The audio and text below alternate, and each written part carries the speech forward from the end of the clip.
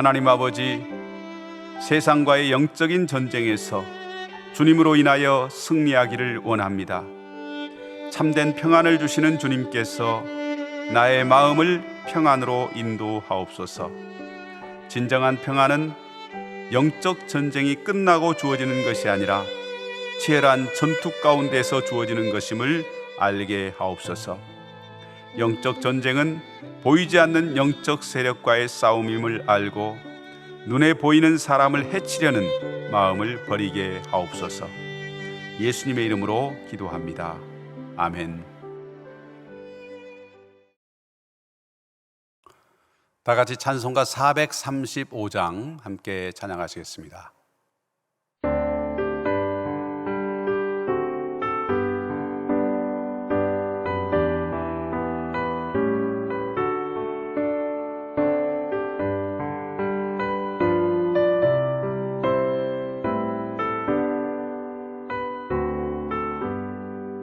나의 영원하신 기여 생명보다 귀하다.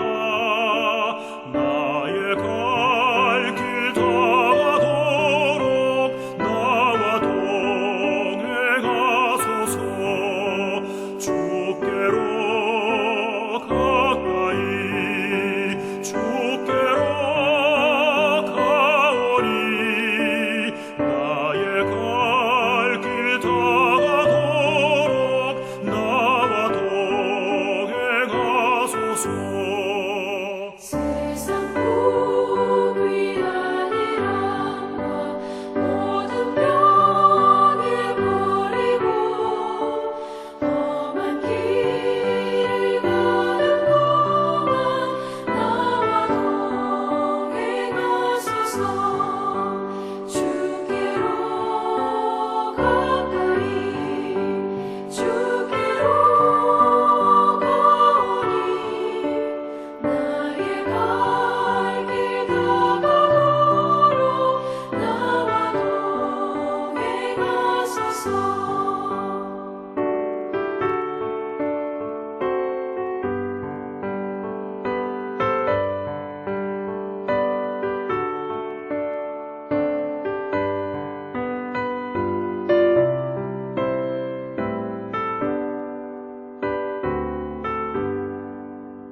어두운 골짜 지나가며 험한 바다 건너서 전군 문에 이르도록 나와 동행하소서.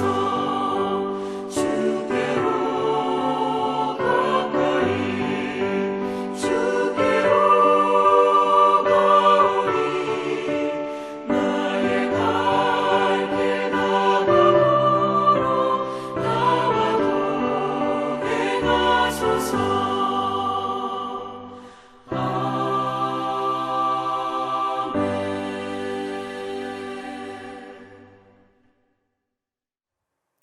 오늘 하나님의 말씀은 여호수아서 13장 1절로 33절 마지막 절까지의 말씀입니다. 여호수아 13장. 여호수아가 나이가 많아 늙음에 여호와께서 그에게 이르시되 너는 나이가 많아 늙었고 얻을 땅이 매우 많이 남아 있도다. 이 남은 땅은 이러하니 블레셋 사람의 모든 지역과 구슬 족속의 모든 지역 곧 애굽 앞 시홀 시내에서부터 가나안 사람에게 속한 북쪽 에그론 경계까지와 블레셋 사람의 5 통치자들의 땅 곧 가사 족속과 아스돗 족속과 아스글론 족속과 가드 족속과 에그론 족속과 또 남쪽 아위 족속의 땅과 또 가나안 족속의 모든 땅과 시돈 사람에게 속한 무아라와 아모리 족속의 경계 아베까지와 또 그발 족속의 땅과 해 뜨는 곳에 온 레바논 곧 헤르몬 산 아래 바알갓에서부터 하맛에 들어가는 곳까지와 또 레바논에서부터 미스르본 마임까지 산지의 모든 주민 곧 모든 시돈 사람의 땅이라. 내가 그들을 이스라엘 자손 앞에서 쫓아내리니 너는 내가 명령한 대로 그 땅을 이스라엘에게 분배하여 기업이 되게 하되 너는 이 땅을 9지파와 므낫세 반지파에게 나누어 기업이 되게 하라 하셨더라. 므낫세 반지파와 함께 루벤 족속과 갓 족속은 요단 저편 동쪽에서 그들의 기업을 모세에게 받았는데 여호와의 종 모세가 그들에게 준 것은 이러하니 곧 아르논 골짜기가에 있는 아로엘에서부터 골짜기 가운데에 있는 성읍과 디본까지 이르는 메드바 온 평지와 헤스본에서 다스리던 아모리 족속의 왕 시혼의 모든 성읍 곧 암몬 자손의 경계까지와 길르앗과 및 구술 족속과 마아가 족속의 지역과 온 헤르몬 산과 살르가까지 온 바산 곧 르바의 남은 족속으로서 아스다롯과 에드레이에서 다스리던 바산 왕 옥의 온 나라라. 모세가 이 땅의 사람들을 쳐서 쫓아냈어도 구술 족속과 마아가 족속은 이스라엘 자손이 쫓아내지 아니하였으므로 그술과 마아갓이 오늘까지 이스라엘 가운데에서 거주하니라. 오직 레위 지파에게는 여호수아가 기업으로 준 것이 없었으니 이는 그에게 말씀하신 것과 같이 이스라엘의 하나님 여호와께 드리는 화제물이 그들의 기업이 되었음이더라. 모세가 루벤 자손의 지파에게 그들의 가족을 따라서 기업을 주었으니 그들의 지역은 아르논 골짜기가에 있는 아로엘에서부터 골짜기 가운데에 있는 성읍과 메드바 곁에 있는 온 평지와 헤스본과 그 평지에 있는 모든 성읍 곧 디본과 바못바알과 벳바알 무온과 야하스와 그데못과 메바앗과 기랴다임과 심마와 골짜기의 언덕에 있는 세레사할과 벳부얼과 비스가 산기슬과 베디어시못과 평지 모든 성읍과 헤스본에서 다스리던 아모리 족속의 왕 시혼의 온 나라라. 모세가 시혼을 그 땅에 거주하는 시혼의 군주들 곧 미디안의 귀족 에위와 레겜과 수울과 훌과 레바와 함께 죽였으며 이스라엘 자손이 그들을 살육하는 중에 부올의 아들 점술과 발람도 칼날로 죽였더라. 르우벤 자손의 서쪽 경계는 요단과 그 강가라. 이상은 르우벤 자손의 기업으로 그 가족대로 받은 성읍들과 주변 마을들이니라.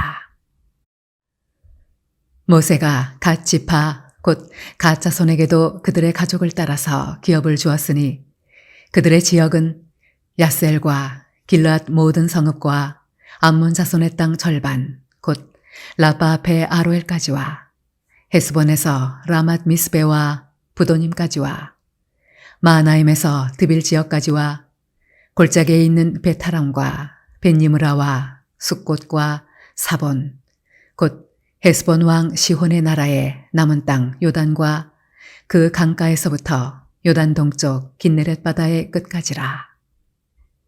이는 갓 자손의 기업으로 그들의 가족대로 받은 성읍들과 주변 마을들이니라. 모세가 므낫세 반지파에게 기업을 주었으되 므낫세 자손의 반지파에게 그들의 가족대로 주었으니 그 지역은 마하나임에서부터 온 바산 곧 바산 왕 옥의 온 나라와 바산에 있는 야일의 모든 고을 60성읍과 길르앗 절반과 바산 왕 옥의 나라 성읍 아스타롯과 에드레이라. 이는 므낫세의 아들 마길의 자손에게 돌린 것이니 곧 마길 자손의 절반이 그들의 가족대로 받으니라. 요단 동쪽 여리고 맞은편 모압 평지에서 모세가 분배한 기업이 이러하여도 오직 레위 지파에게는 모세가 기업을 주지 아니하였으니 이는 그들에게 말씀하신 것과 같이 이스라엘의 하나님 여호와께서 그들의 기업이 되심이었더라. 오늘 읽은 여호수아서 13장은 이스라엘이 아직도 정복하지 못한 지역들에 대한 소개와 또 요단 동쪽 기업의 분배에 대해서 설명하고 있습니다. 1절에서 하나님은 나이 많아서 늙은 그 여호수아에게 아직도 얻을 땅이 매우 많이 남아있다 이렇게 말씀하시죠. 2절부터 6절까지는 그 남은 땅의 목록들을 소개해 주고 있는데요. 사실 여호수아는 이미 가나안 주요 지역의 지배권을 완전히 장악한 상태입니다. 여기에 등장하는 땅의 목록들이 사실 많아 보이지만 남서쪽 블레셋 지역하고 그리고 북서쪽 그 산간 지역의 짜투리 땅, 이곳만 남아 있는 거예요. 6절에서 하나님은 여호수아에게 그 남아 있는 가나안 족속들을 하나님께서 친히 쫓아내실 것이니까 지금 이스라엘 백성들에게 땅을 분배하라, 이렇게 말씀하십니다.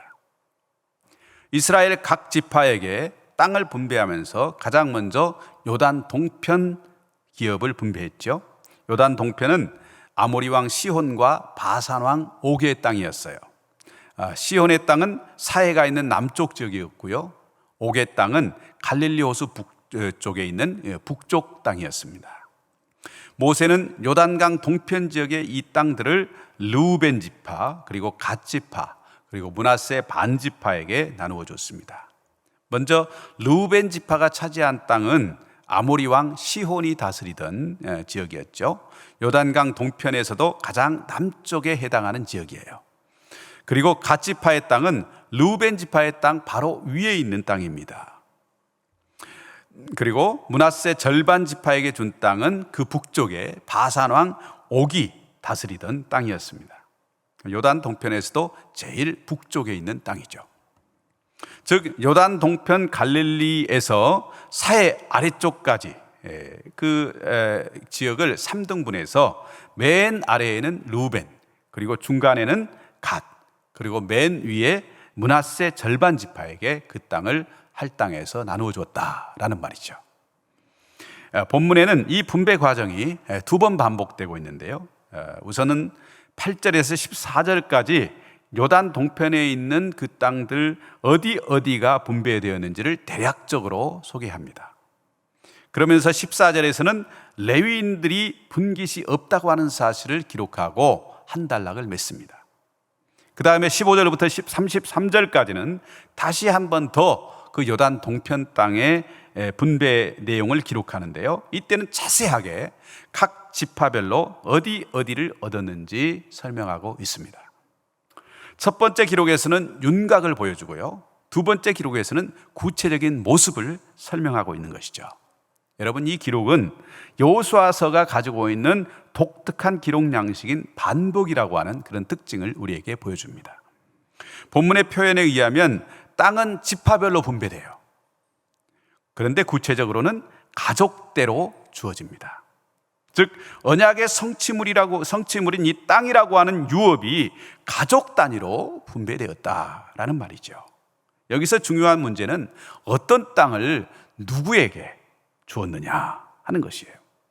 본문은 분배 과정의 이 두 가지 측면, 즉 어떤 땅과 누구에게, 이것을 분명하게 언급하고 있습니다.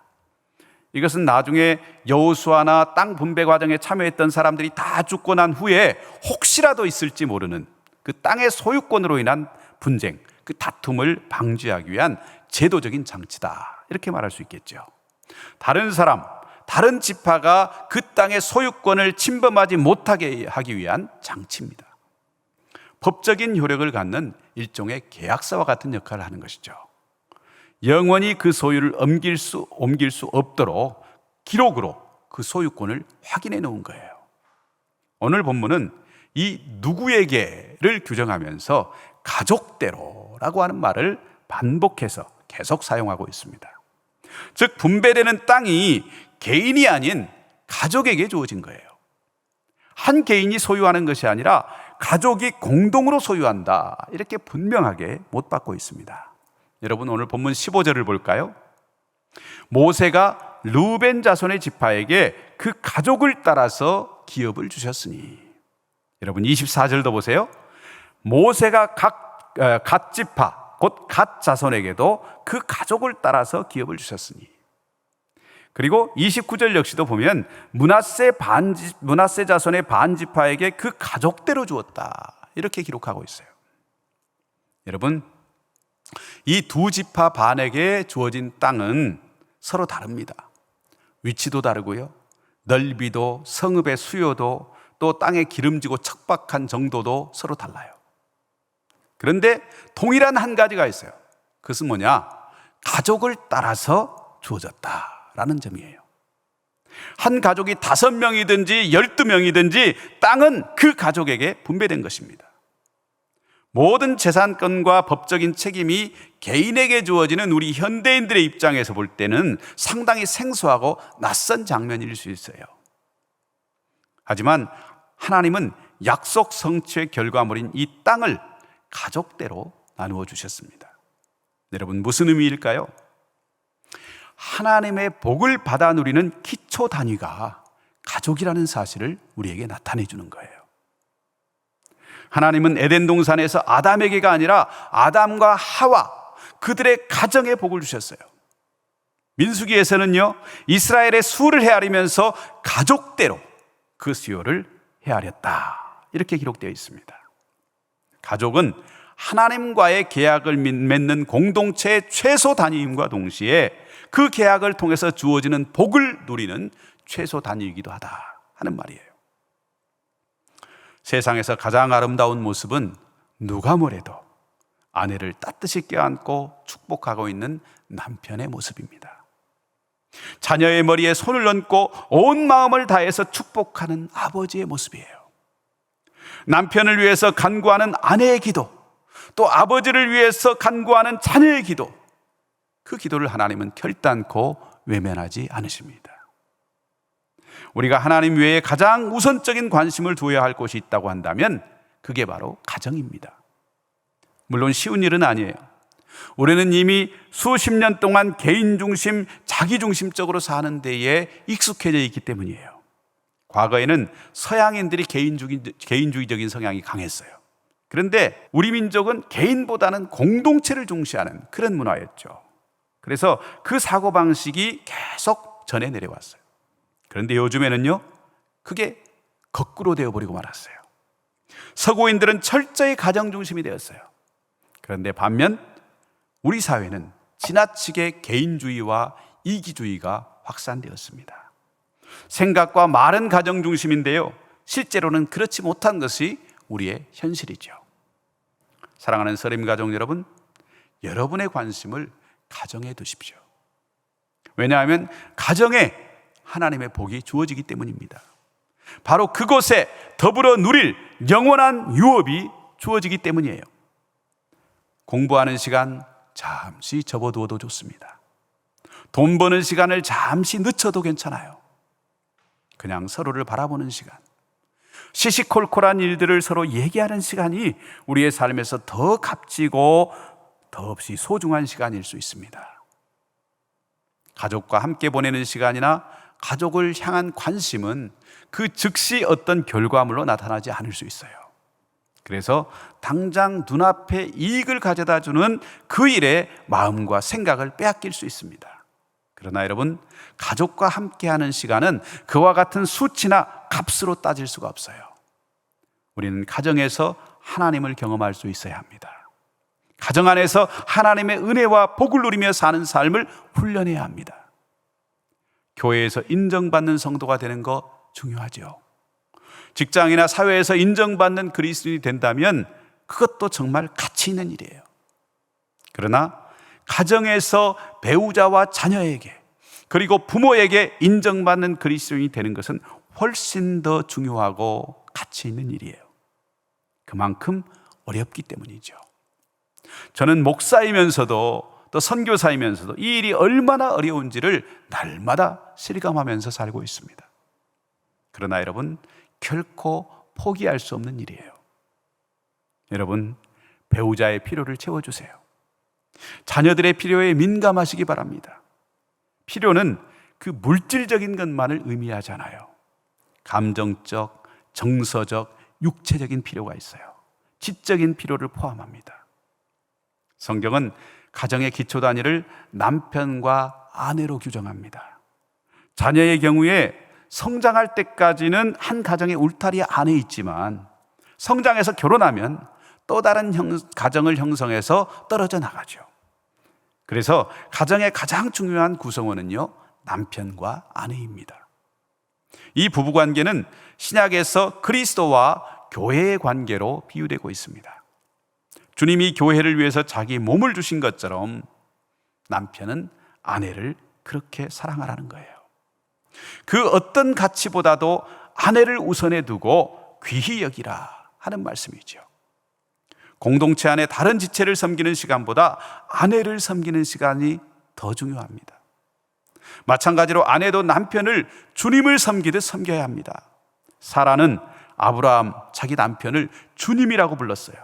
그리고 그만큼 사랑하고 존경했어요. 사실 아브라함은요, 남편으로서 그렇게 이상적인 그런 사람은 아니죠. 아비멜렉 앞에서 자기 아내를 누이라고 속이고 그것 때문에 아내가 위험에 빠지는, 어떻게 보면 변변치 못한 그런 남편이었어요. 그런데도 사라는 하나님의 약속과 축복이 남편에게 있음을 알았기 때문에 끝까지 그를 믿고 존경하고 순종했습니다. 이것이 아내의 본분입니다. 그리스도인에게는 주어진 특권이 있어요. 그것은 가정을 통해서 주시는 복을 누리는 것입니다. 하나님 앞에서 당당하게 복주기를 구하세요. 오늘 본문에서 두 지파 반에게 땅을 분배하실 때에 여러분 가족 단위로 주셨죠. 잘난 가정, 못난 가정 구별하지 않으셨어요. 부유한 가정, 가난한 가정 차별하지 않으셨어요. 하나님은 저와 여러분의 가정에 복주기시기를 기뻐하시는 분입니다. 오늘도 하나님의 약속이 이루어지는 가정이 되도록 기도하십시오.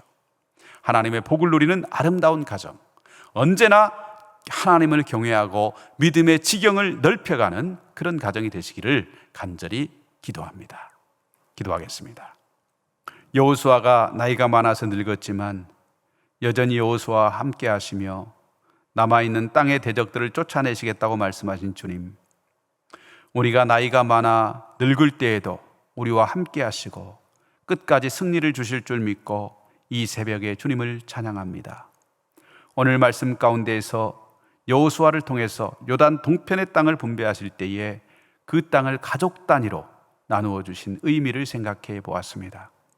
하나님의 유업, 하나님의 복이 가정을 통해서 주어진다는 사실을 깨달았습니다. 우리 서림의 모든 성도들 가정이 하나님이 주시는 유업을 받고 하나님의 복을 풍성하게 누리는 가정들 되게 하여 주옵소서. 요즘 젊은이들이 결혼을 하지 않고 결혼해도 자녀를 낳지 않는 것이 하나의 유행처럼 되고 있습니다. 그러나 우리 서림교회의 모든 자녀들이 하나님 안에서 축복된 가정을 이루게 하시고 하나님이 주시는 선물인 그 자녀들을 통해서 하나님의 진정한 복을 누릴 수 있도록 은혜를 베풀어 주옵소서. 관연한 자녀들에게 하나님이 예비하신 배우자를 허락하시고 부부간에 서로를 깊이 사랑하고 신뢰하며 사랑하고 존중할 수 있게 하여 주옵소서. 가족과 함께하는 시간이 얼마나 귀하고 소중한지를 늘 기억하며 서로의 필요를 채워주는 우리 모두가 되게 하여 주옵소서. 오늘도 가정을 통해서 주시는 그 복으로 충만한 하루가 되기를 소원하오며 예수님의 이름으로 기도합니다. 아멘.